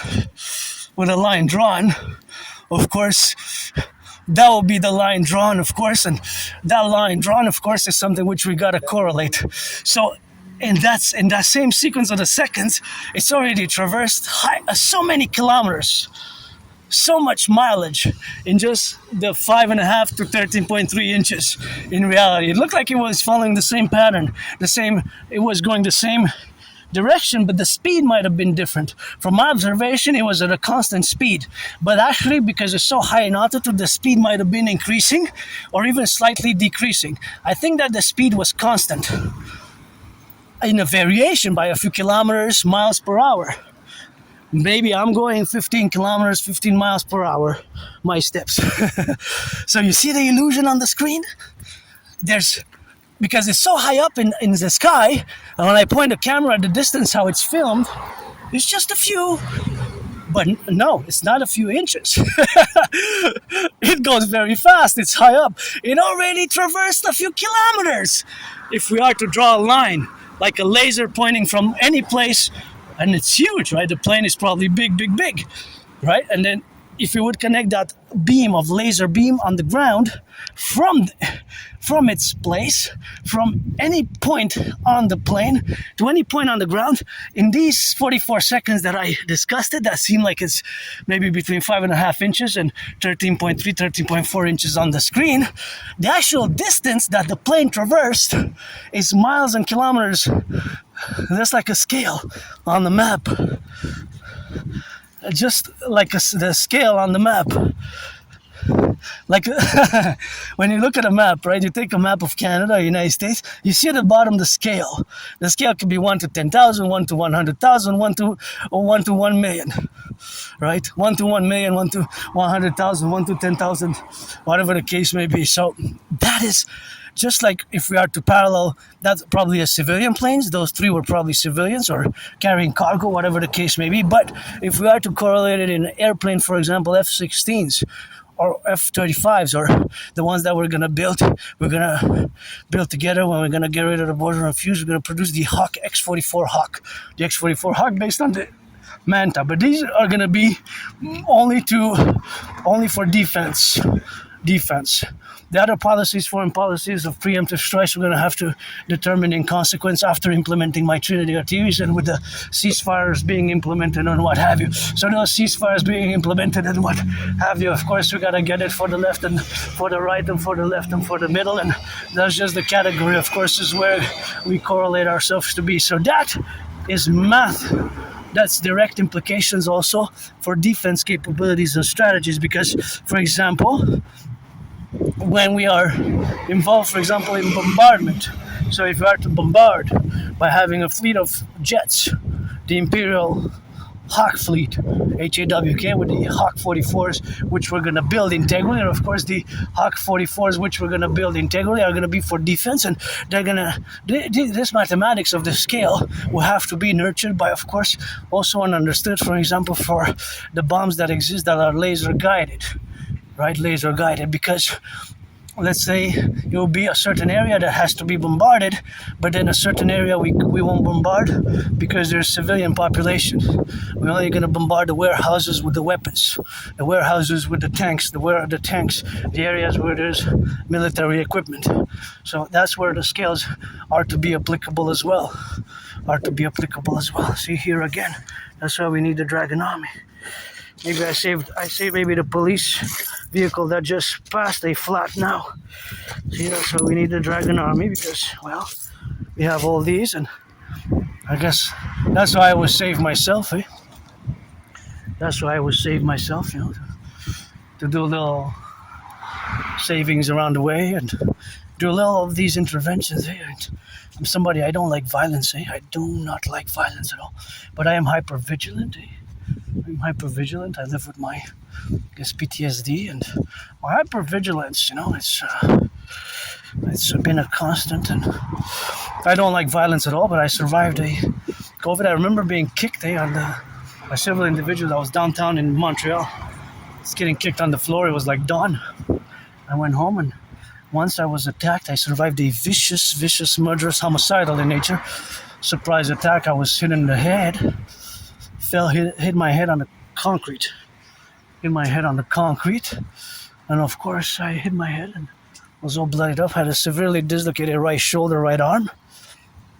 And I had to go to the ER, emergency department of the Jewish General Hospital. The doctors of the Jewish General Hospital, thank you. I don't remember their names or who they were, but thank you, because they cracked back my severely dislocated right shoulder, right arm. And I was given a removable cast. I was told to sleep with for a few weeks, something like that, a few weeks. A removable cast, and I was given some meds, and I'm in the process of retrieving the archives. I went, but they had closed the office, and they sent me some documents, but I don't have a printer. But anyways, I was given some meds. I was given some medication, and the meds, well, I don't know if they were for reconstruction, the bone cartilages, the muscle, if they were proteins. Were they proteins for repairing, restructuring, or were they opioids for pain? If they were opioids for pain, then whatever the case may be, that is just the case that they were opioids. But I don't know. And I don't know exactly when did I go to 2013, because of these flashes. I have a very, very good memory. My memory is excellent of the past 11 years. Just before February 2014, it gets a bit foggy, blurry, and before like October 2013, like there's like a blackout, like a blackout. Sometimes I think I dream about. I had journals. I still have a few journals that I kept. Some of them got damaged in the storms and fell in the bathtub when I was bathing. I was reading, and because most of my life events come from the journals that I kept.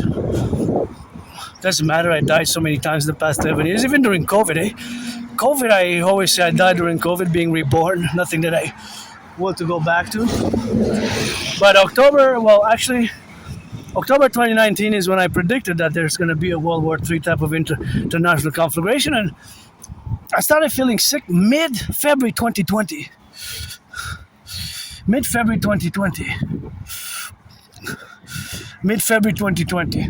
And the last week of February 2020 and the first week of March 2020, I was really sick. Thank you, my anonymous friend. And see how my brain works? See, looking at those little weird details, they're patent 6.466140. So, of course, that is just the representational aspect, of course, of being different. That I noticed some little details such as that, and I wonder what exactly is that classification for the patent. See, 6.466.140. So that, of course, has to be always included, of course, in the relationship of being integrally integrated with, of course, all the communication, of course, what we have now to be related with, and that's where we have to correlate ourselves, where we coexist. And that relationship is integral to build bridges, but Yeah, I always notice little strange, weird details like that. It's so small. You might have passed here for 7, 11 years or 25 years. You say, hey, I never noticed. I was pressing this button for the past 11 years, 15 years, or 7 years. For the past 7 years, I always come here and I never notice the little numbers. It's possible. Like, welcome to the Aspie world, eh? Weird notice or weird details like that. Anyways, that's just us. But we're a tiny community, less than 1%.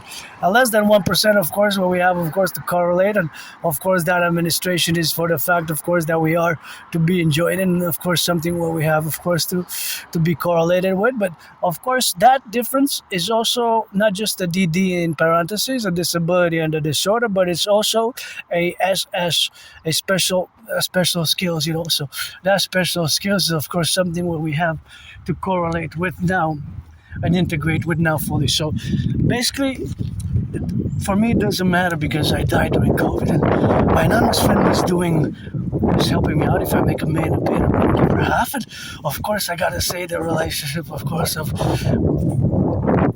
the fact that she helped me tremendously, supported me, and was doing great deeds and compresses and hot medicaments and homeopathic medicine and hot teas with honey, and not just hot teas with honey, but also with ginger water, hot ginger water, and things of that nature. Of course, that helped me to survive COVID. So that I was really sick.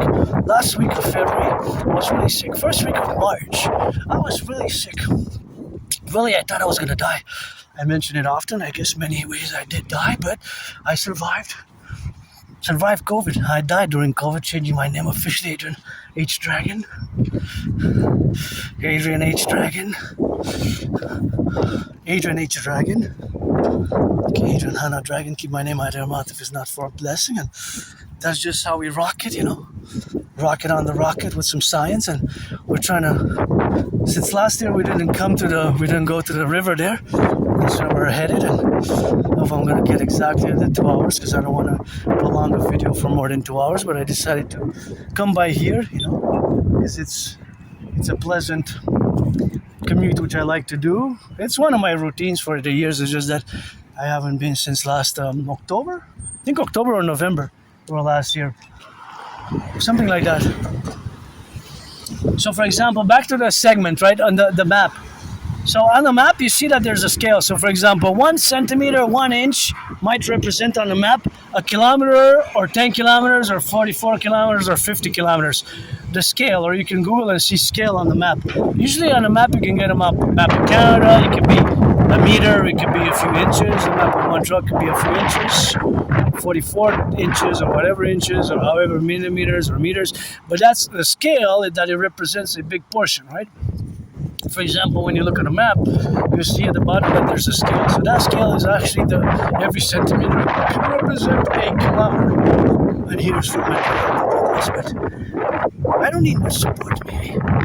For mental health. My mental health is good, but it's not that it's a mental health for Aspies, because there's no medication for Asperger's, It's just it's patients, and some on the spectrum of autism, because it's a broad spectrum which can be confusing, complex, and often diverse spectrum. Mine is high functioning autism, but I don't require much support. In certain cases I am special needs, but not overall, not overall. So not overall. That has to be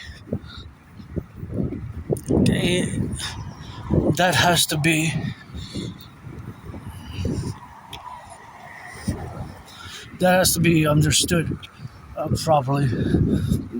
So that is just what we have now to develop ourselves fully to build bridges, small, medium, large, extra large, with you and your typicals. And as I mentioned at Hydro-Quebec, here all the electricity comes from clean, zero pollution, zero emission energy, of course, that all these towers were built with brains and muscle, and all these are transmission lines. And now there's even more information about espionage by China.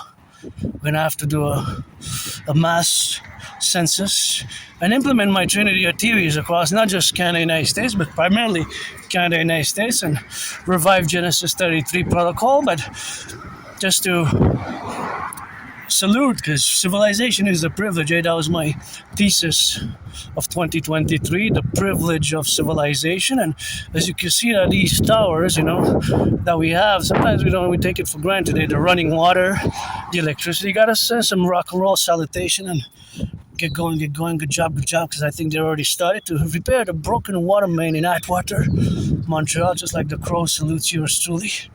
My only fans, the Crow, sings that rock and roll, go dragon go. I gotta sing that rock and roll as becoming dragon, rainbow dragon for the public workers, because the water main broke, and that water main has been there since 1984. In 1984, water main broke. And so it has to be built, has to be rebuilt, because we're asked, and I do it to the best of my ability, to reduce the water consumption, not to waste, because it affects a vast portion of the city metropolis, right? Until it's built, reconstructed. It burst in Atwater, a big neighborhood, big water, 1984 water main. And so I'm doing what they have been calling us to do. For example, when you brush your teeth, do not leave the faucet for the water to run, to shower less, to reduce it by percentage of your water consumption. So I think I'm reaching about a quarter. Since I heard it on the news, I reduced it daily by a quarter, about.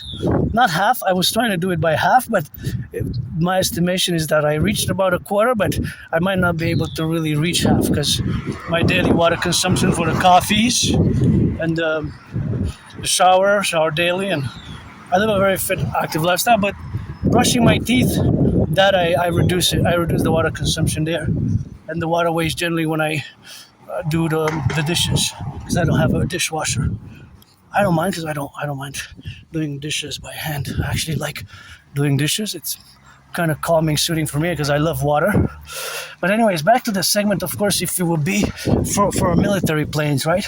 So for example, we would have to bombard an area, and we would only have we would have to know the exact velocity, because our hawks might be chased by their crows, or vice versa, or our hawks might be chased down by their crows. Crows is a reference to perhaps enemy fighter jets, which might chase our hawks if we are to do for example, preemptive strikes has been done against Iran. So let's say we'd have a fleet of fighter jets, F-16, that we don't have to do the math. We'll say, okay, so we're going to have to drop in this area, let's say a few 3.5 square miles, where the military equipment and apparel and tanks is located, and thus our planes can reach a velocity of X, Y, or Z kilometers per hour, and the bombs they have to slow down a bit when they drop those bombs, and then they have to full speed jet back to if they're from the aircraft carriers, right?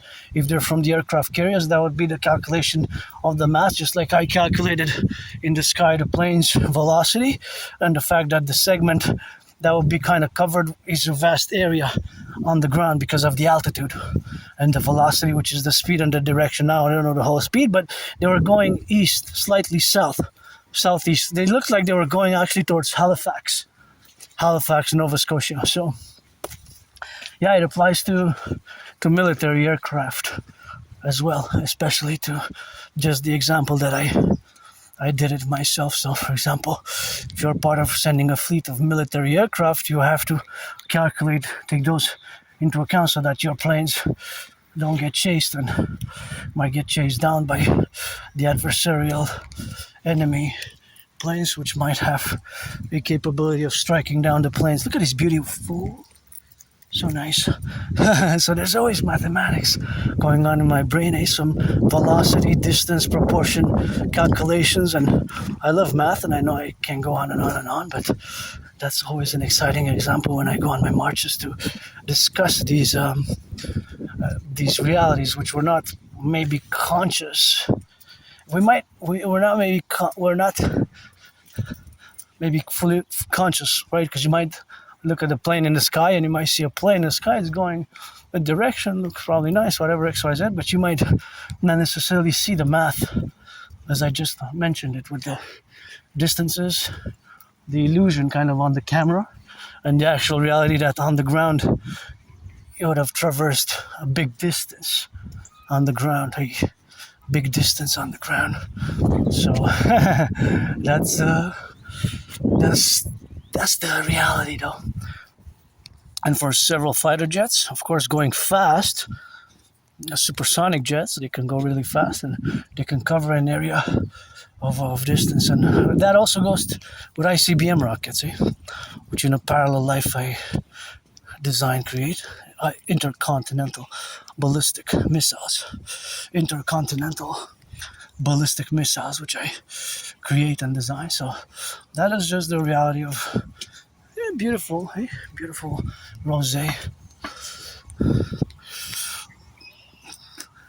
And that consequential ideas, or, well, they're not really ideas, because an idea and this type of mathematical, well, we can go into ideas, that is, but they will follow the principles that I aforementioned said. The speed, the speed, the velocity, and the distance on the ground varies greatly.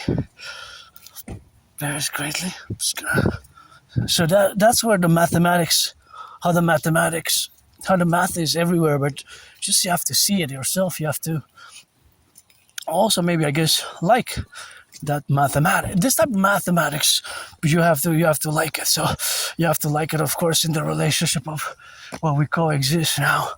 So the coexistence, of course, is something when we have to relate ourselves with. So that relationship is always integral, right? But nonetheless, this could also apply through this specific bike, because velocity is speed and distance.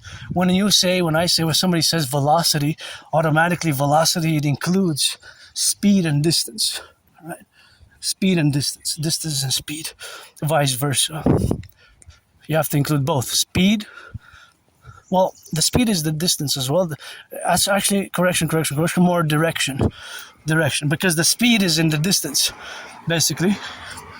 Because if I say it goes 100, 1,000, or 10,000 kilometers an hour, then that's the distance, 1,000 kilometers an hour, or 44 kilometers an hour for the cars. Or me, I'm going at an 11 or 13.4 kilometers an hour marching pace, right? Marching pace.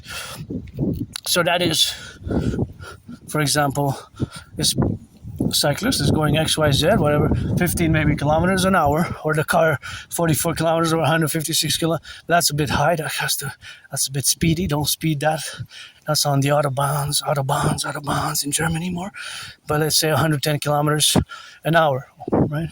But the planes, they're going high, very high speeds, way higher than the cars, way higher than the trains. So it has to include direction. Basically, northeast, west, south, southeast, southwest, northeast, northwest, southeast, southwest, southeast. The direction, northeast, west, south. Those are the directions.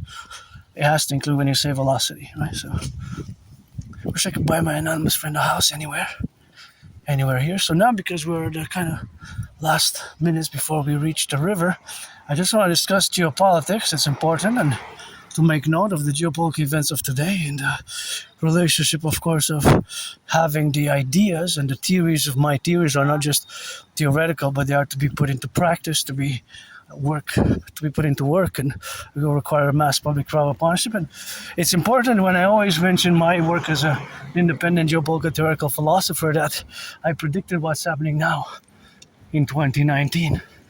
In 2019, I predicted that there was going to be an international conflagration. So I also created a workout training program system, created in consequence to go hand in hand with such a scenario as I mentioned before, a priori. So that is also to be understood fully. And I have to mention again, super important, because of course we have the relationships of traversing the street safely, but that China and Russia both have the twin interests, and those twin interests are, of course, Ukraine for Russia, and not just Ukraine for Russia, but Ukraine is for Russia, and for China, it is Taiwan. For China, it is Taiwan. So that, of course, have to be correlated. So that correlation, of course, has to be integral, right? Because if we don't understand that they have the dual twin, well, they have the twins are a geopolitical reality that both, by which both have solidified their strategic alliance, military financial alliance. Not only because they outwardly stated that they ended the unipolar world and they launched a multipolar world, but also that they're also ending, for example, the dollar's dominance, because Russia and China also decided to only trade. They only do trade, business, commerce between the two countries in either rubles or yuan. And Iran also ended the petrodollar, eh? They're also trading in yuans now. Gas, oil and gas. So there's also dumping of US debt, US bonds, treasury bonds, right, in the billions. Not in the millions, it's in the billions now for the past years, and this year has increased in speed. This year it has increased in speed, in rapidity.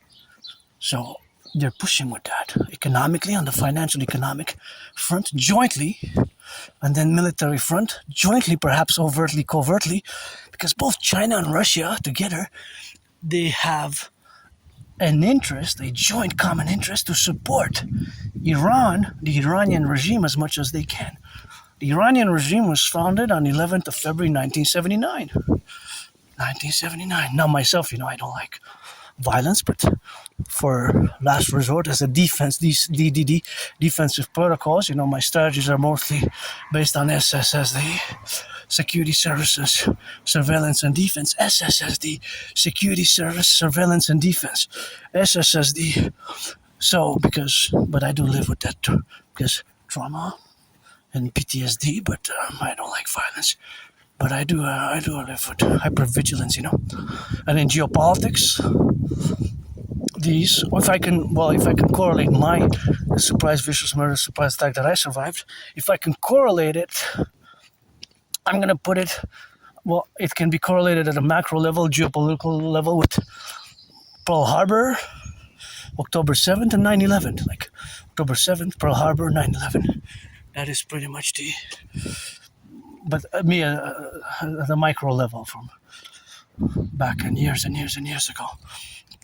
It doesn't matter, I'm not that person anymore, and I just live hyper vigilant. I don't have ill will volition against anybody. I guess my tabula rasa for me, God goddess, God goddess.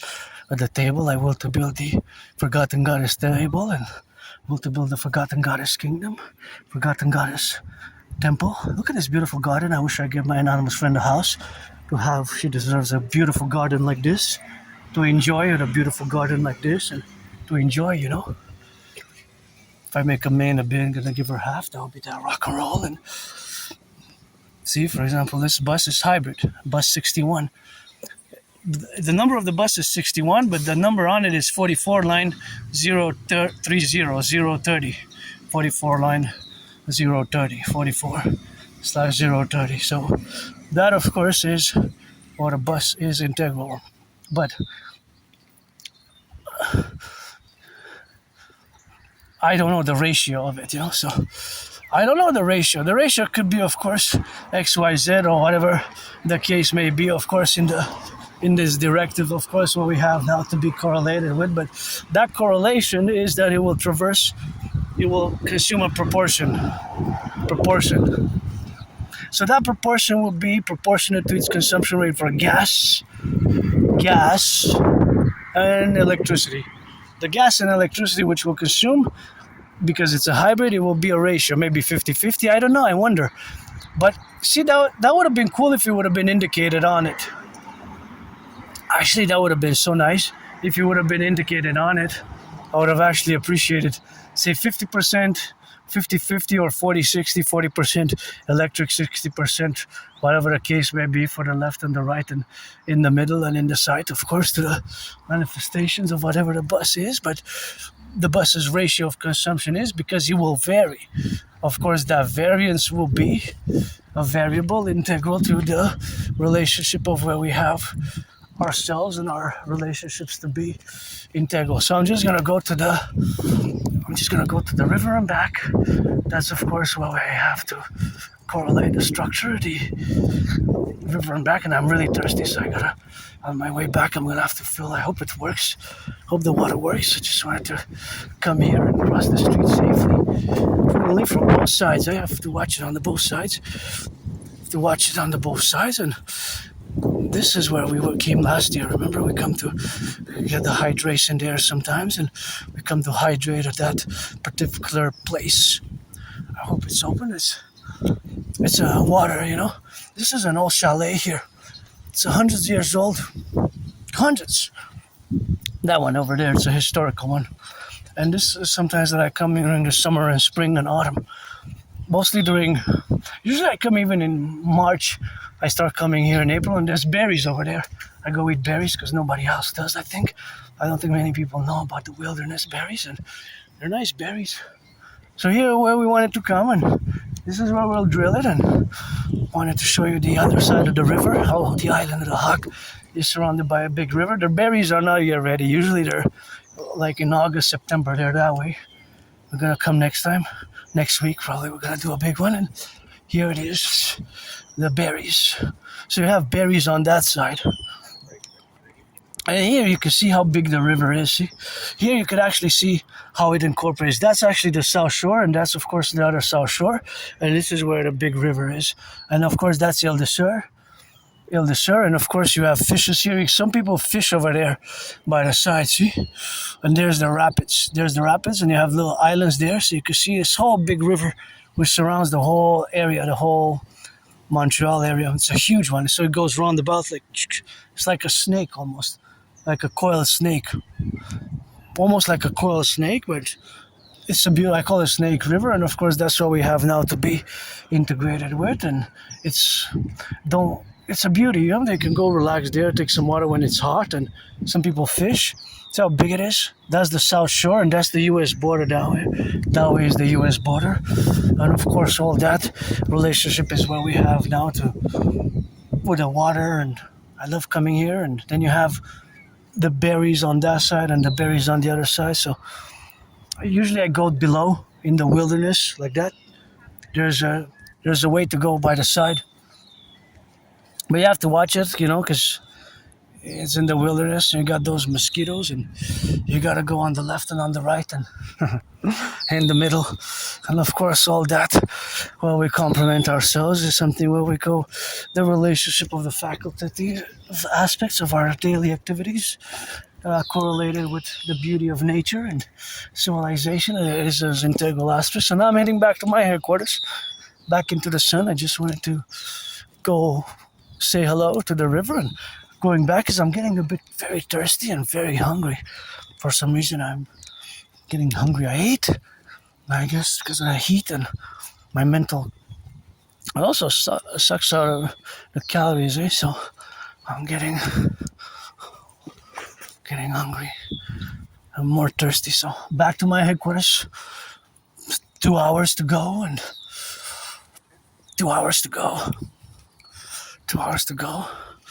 Yeah, we're gonna be, and that's what we're gonna have, of course, to hydrate here. And oh yeah, this is what I need. This is what I needed for me to get that surviving.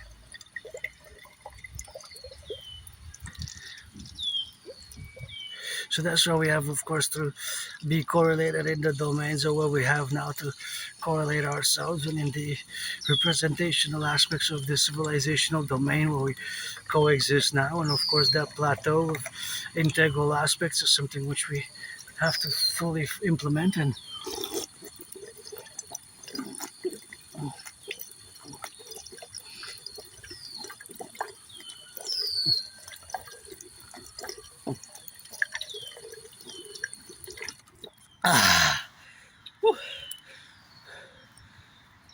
wanted to go.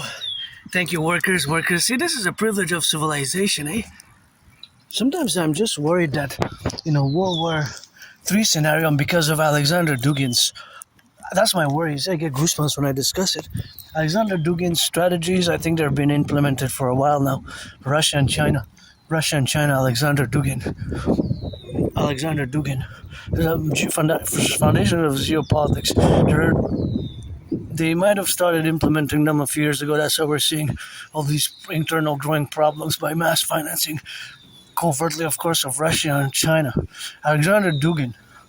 If you're not familiar with Alexander Dugin, you might have to proceed in doing some research and education, but of course, that is just the realities of being integral. So that reality is, of course, something what we have now to correlate ourselves with, because sometimes I'm say that in a structural representation that covered over bioweapons warfare,